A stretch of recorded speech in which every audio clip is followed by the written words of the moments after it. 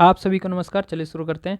मैंने बीपीएससी के regarding total 100 topics के 2 वीडियो अभी रिसेंट में अपलोड किया था, जिसमें बहुत सारे ऐसे कमेंट आए कि सर यूपी पीसीएस भी 22 दिसंबर को होने वाले हैं, उसके रिगार्डिंग में इंपॉर्टेंट टॉपिक के वीडियो लेके आए।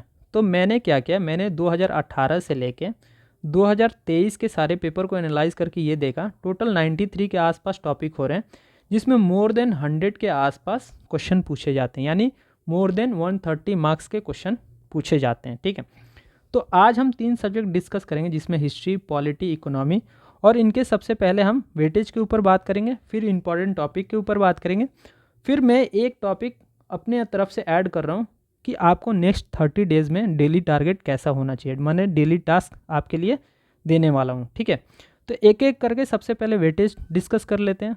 हिस्ट्री का हम देखें, 2023 में 26 क्वेश्चन, 22 में 26 क्वेश्चन, 21 में 19 क्वेश्चन पूछा है।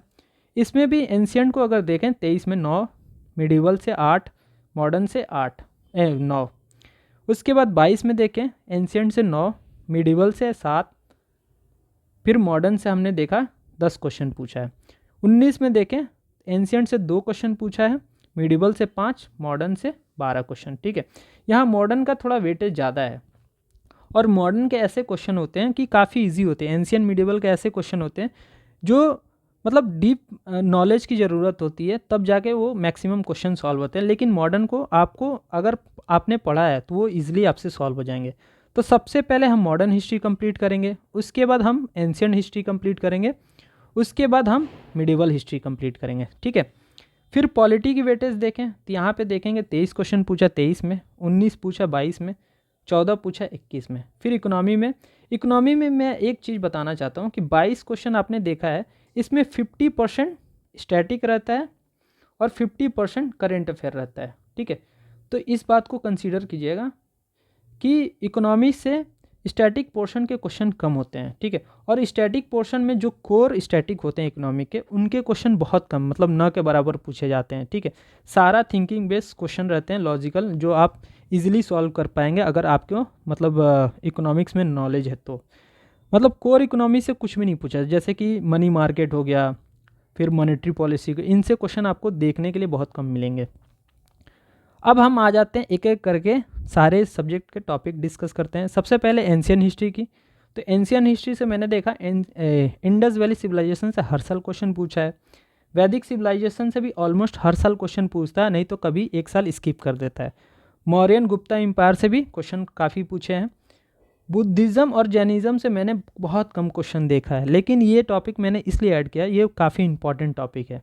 इससे पूछ नहीं रहा, कभी 2 क्वेश्चन भी पूछ सकता है, लेकिन पूछेगा ज़रूर। ठीक है, इसको भी आपको कवर करना है, बुद्धिज़्म और जैनिज़्म को, इसको भी आप नोट कर लीजिएगा। मिडिवल हिस्ट्री से 2 ही चैप्टर इंपॉर्टेंट है, दिल्ली सल्तनत और मुग़ल। ठीक है, तो इन दोनों चैप्टर को कंप्लीट कीजिएगा। मॉडर्न हिस्ट्री की बात करें तो मॉडर्न हिस्ट्री में 1857 रिवॉल्ट के ऊपर क्वेश्चन काफ़ी दिखे। उसके बाद सोशियो रिलीजियस रिफॉर्म के ऊपर काफ़ी क्वेश्चन पूछे गए हैं। ठीक है, गांधीयन मूवमेंट्स के ऊपर काफ़ी क्वेश्चन, जैसे आफ्टर गांधी के ऊपर मॉडर्न हिस्ट्री से काफ़ी क्वेश्चन देखने के लिए मिला है।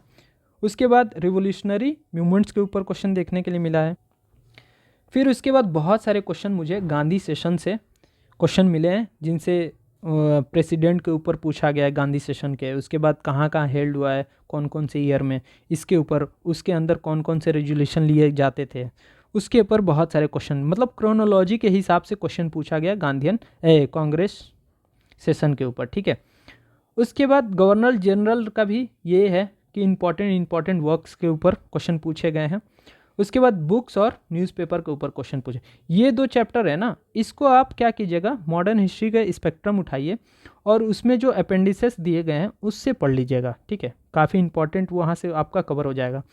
और एक बात, सबसे इंपॉर्टेंट बात है, हिस्ट्री में क्रोनोलॉजी बहुत क्वेश्चन रहते हैं, और क्रोनोलॉजी के हिसाब से बहुत सारे क्वेश्चन आपको देखने के लिए मिलेंगे। तो आप ना डेट के हिसाब से पढ़िएगा, जहाँ से भी अगर आपको कोई क्रोनोलॉजी का PDF कहीं से मिलता है, समरी उमरी, तो आप उसे डाउनलोड करके ज़रूर 1-2 बार देख लीजिएगा। बहुत सारे क्वेश्चन ऐसे पूछे जाते हैं हिस्ट्री में।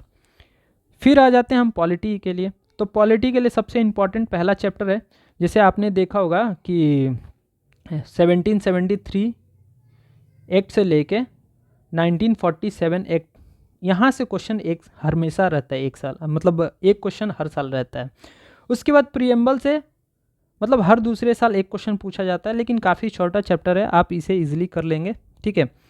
उसके बाद स्टेट एंड यूटी से क्रोनोलॉजी के हिसाब से पूछता है कि कौन सा स्टेट का कब फॉर्मेशन हुआ, ठीक है, कौन सा स्टेट का किस बेसिस पे फॉर्मेशन हुआ, इसके हिसाब से क्वेश्चन पूछे जाते हैं, क्रोनोलॉजी के हिसाब से। आप इस पे ध्यान दीजिएगा। और ये भी ऐसा ही है कि मतलब एक साल पूछे जा रहा है, एक साल नहीं पूछा जा रहा है, ये भी उतना ही इंपॉर्टेंट है जितना प्रीलिम्स। जैसे कि मैं इन टॉपिक्स में, जैसे मैं पहले आप लोग को इन्फॉर्म कर दूं, पॉलिटी और इकोनॉमी, इनके सारे टॉपिक्स को मैं पहले ही कवर कर लूँगा यूपी पीसीएस होने से, इवन बीपीएससी के एग्ज़ाम से पहले। तो आप मेरे भी वीडियोस देख सकते हैं, ठीक है। उसके बाद फंडामेंटल राइट से हर साल 2 क्वेश्चन रहते हैं। डीपीएसपी ड्यूटी, फंडामेंटल ड्यूटी से 1 क्वेश्चन हर साल रहते हैं। उसके बाद लक्ष्मीकांत जो 3rd चैप्टर है, आपने देखा होगा शेड्यूल, कॉन्स्टिट्यूशनल पार्ट और इम्पॉर्टेंट आर्टिकल, उसके बाद कॉन्स्टिट्यूशन बोरो फ्रॉम, यहाँ से हर साल आपको 1 या 2 क्वेश्चन देखने के लिए मिलेंगे। तो इस चैप्टर को आप ज़रूर कीजिएगा, ठीक है। जैसे चैप्टर 1, फिर 2, फिर 3, ये जो है पॉलिटी के, यहाँ से आपको हर साल 2 से 3 क्वेश्चन देखने के लिए मिलेंगे, ठीक है, लक्ष्मीकांत के, ये बात याद रखिएगा। उसके बाद प्रीलिम्स से कभी पूछता है, कभी नहीं पूछता। उसके बाद स्टेट एंड यूटी से पूछता है, मतलब स्किप कर करके। उसके बाद पार्लियामेंट से बहुत क्वेश्चन रहता है। इसके साथ आप स्टेट लेजिस्लेचर भी कंप्लीट कर लीजिएगा। पार्लियामेंट से हर साल 2 से 3 क्वेश्चन रहते हैं। उसके बाद एग्जीक्यूटिव की बात करें तो प्रेसिडेंट, वाइस प्रेसिडेंट और यूनियन मिनिस्टर के ऊपर देख लीजिएगा, इससे भी क्वेश्चन रहते हैं, ठीक है। उसके बाद जुडिशरी से हर साल क्वेश्चन रहते हैं, 1 या 2 क्वेश्चन के आसपास रहते हैं। और इसके ऊपर ना इंपॉर्टेंट जजमेंट है सुप्रीम कोर्ट के, तो उनके ऊपर भी देख लीजिएगा, ठीक है, इससे भी क्वेश्चन काफ़ी रहते हैं। उसके बाद पंचायती राज से क्वेश्चन रहता है। और कॉन्स्टिट्यूशनल बॉडी में मैं आप लोग को मैं सबसे 3 इंपॉर्टेंट बॉडी बता रहा हूँ। सबसे पहले इलेक्शन कमीशन, जैसे इस साल बहुत सारे इलेक्शन हो रहे हैं अभी रिसेंट में, तो इसके ऊपर क्वेश्चन सबसे ज़्यादा पूछने की संभावना है। इवन जनरल इलेक्शन भी इस बार हुआ है, तो इलेक्शन कमीशन के ऊपर क्वेश्चन पूछेगा। उसके बाद फाइनेंस कमीशन पढ़ लीजिएगा, ये इकोनॉमी में भी इंपॉर्टेंट है फाइनेंस कमीशन, ठीक है। उसके बाद आप कैग के बारे में भी पढ़ लीजिएगा, ठीक है। 3 सबसे इंपॉर्टेंट बॉडीज़ है, इसके ऊपर सबसे पहले कवर कीजिएगा, उसके बाद आप बाद में करें चाहे ना करें। नेक्स्ट आ जाते हैं इकोनॉमी में। तो इकोनॉमी में मैंने जैसे आप लोग को बताया कि 50% करेंट के क्वेश्चन रहते हैं और 50% स्टैटिक के क्वेश्चन रहते हैं। और स्टैटिक में क्या है ना, ये जो कोर जो आप चैप्टर देख रहे हैं, यहाँ से क्वेश्चन ऑलमोस्ट न के बराबर पूछे जाते हैं, यानी 2 क्वेश्चन कभी पूछ लिया, कभी 1 क्वेश्चन पूछ लिया, ऐसे पूछे जाते हैं। मतलब ज़्यादातर आपको इन सब टॉपिक से ज़्यादा पूछे जाएंगे। जैसे 5 ईयर प्लान से पूछे जाते हैं, सेंसस से पूछे जाते हैं, पॉवर्टी अनएम्प्लॉयमेंट से पूछे जाते हैं, सोशल इकोनॉमिक और सस्टेनेबल डेवलपमेंट के ऊपर स्टैटिक पोर्शन से क्वेश्चन पूछे जाते हैं। और करेंट में मैंने देखा इकोनॉमी सर्वे, बजट्स, ठीक है, बजट्स मतलब ये दोनों यूपी प्लस सेंटर मतलब यूनियन बजट, इससे काफ़ी क्वेश्चन रहते हैं, ठीक है। आप देखेंगे यूनियन बजट से हर साल 2 से 3 क्वेश्चन पूछे जाते हैं, ठीक है। और इस साल तो इकोनॉमी सर्वे नहीं आया, लेकिन यूपी का तो आया होगा, उसको देख लीजिएगा, ठीक है। उसके बाद योजना और स्कीम से क्वेश्चन रहते हैं हर साल। रिपोर्ट एंड इंडिसेस से क्वेश्चन रहते हैं। ये करेंट के टॉपिक है सारे 4, तो ये काफ़ी इंपॉर्टेंट है, यहाँ से देखेंगे 6 से 7 क्वेश्चन रहते हैं। और भी जो इंपॉर्टेंट आप करंट अफेयर कवर करेंगे वहाँ से क्वेश्चन रहेंगे। और ये जो स्टैटिक है आपके 4 चैप्टर, इससे बहुत सारे क्वेश्चन रहते हैं, ठीक है। इससे भी 7 से 8 क्वेश्चन रहते हैं। यहाँ से बहुत कम क्वेश्चन पूछे जाते हैं, लेकिन ये काफ़ी इंपॉर्टेंट है आपके बेस बिल्डिंग के लिए। चाहे आप अदर कोई भी कंपटीशन दे रहे, जैसे अगर जो यूपी पीसीएस दे रहा है, यूपीएससी दे रहे हैं, उनमें ये चैप्टर बहुत इंपॉर्टेंट है, आपको कवर करना ही करना है। इसमें भी मैंने फाइनेंस कमीशन को रखा है, ठीक है। तो पॉलिटी में भी रखा है, इसमें भी रखा है। फाइनेंस कमीशन को आप ज़रूर कवर कीजिएगा। और फाइनेंस कमीशन का ना एक और है इकोनॉमी में, 15th फाइनेंस कमीशन को आप ज़रूर देख लीजिएगा। इसके समरी को आप देख लीजिएगा कि कैसे कितना कितना एलोकेशन हुआ यूनियन को, कितना स्टेट को गया, और इसके कौन कौन से पैरामीटर्स थे, ठीक है, और उनके वेटेज कितना कितने थे पैरामीटर्स के, ठीक है। इसके ऊपर देख लीजिएगा अच्छे से समरी, इसके ऊपर भी क्वेश्चन पूछेगा मे बी, लेकिन ये इंपॉर्टेंट है यूपीएससी के लिए, बीपीएससी के लिए, कोई भी आप कंपटीशन एग्ज़ाम दें, फाइनेंस कमीशन, और उसमें भी 15th फाइनेंस कमीशन काफ़ी इंपॉर्टेंट।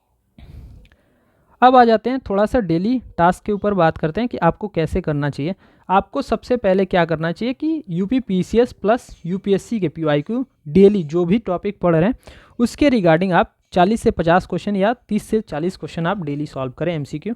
ठीक है, एक आपको अंडरस्टैंडिंग बनेगी कि कैसे हमें क्वेश्चन पूछे जाते हैं यूपी पीसीएस में और कैसे क्वेश्चन को टैकल करना है। ठीक है, और उसके बाद बहुत सारे क्वेश्चन जो होते हैं जैसे कि इकोनॉमिक्स के मैं बता रहा हूँ आपको, ये जो क्वेश्चन है जैसे थिंकिंग बेस वाला सस्टेनेबल डेवलपमेंट, पॉवर्टी, अनएम्प्लॉयमेंट, ये सब जो है ना, ये आपके यूपीएससी का अगर क्वेश्चन करेंगे तो यहाँ से क्वेश्चन आपको कभी गलत होगा ही नहीं हो, ये मेरा पर्सनल एक्सपीरियंस है। ठीक है, तो यूपीएससी के क्वेश्चन बहुत इंपॉर्टेंट है, चाहे वो पॉलिटी हो, चाहे हिस्ट्री हो, चाहे वो इकोनॉमी हो। इन 3 सब्जेक्ट के लिए आपको यूपीएससी के भी क्वेश्चन पेपर करना ही करना है लास्ट 10 साल के, 12 साल के। ठीक है, मैं बोलूँगा अगर आपके पास टाइम है तो 2011 से लेके और 2024 के पेपर देख लीजिएगा। ठीक है, उसके बाद अगर बात करें तो जैसे आप जो टॉपिक पढ़ रहे हैं उसके छोटे छोटे चिट्ठा टाइप, जैसे एग्ज़ाम में चीटिंग करने के लिए आप नोट्स बनाते होंगे, वैसे छोटे छोटे नोट्स बना लीजिए, क्योंकि ये आखिरी टाइम में आपको रिवीजन में काफ़ी हेल्प करे।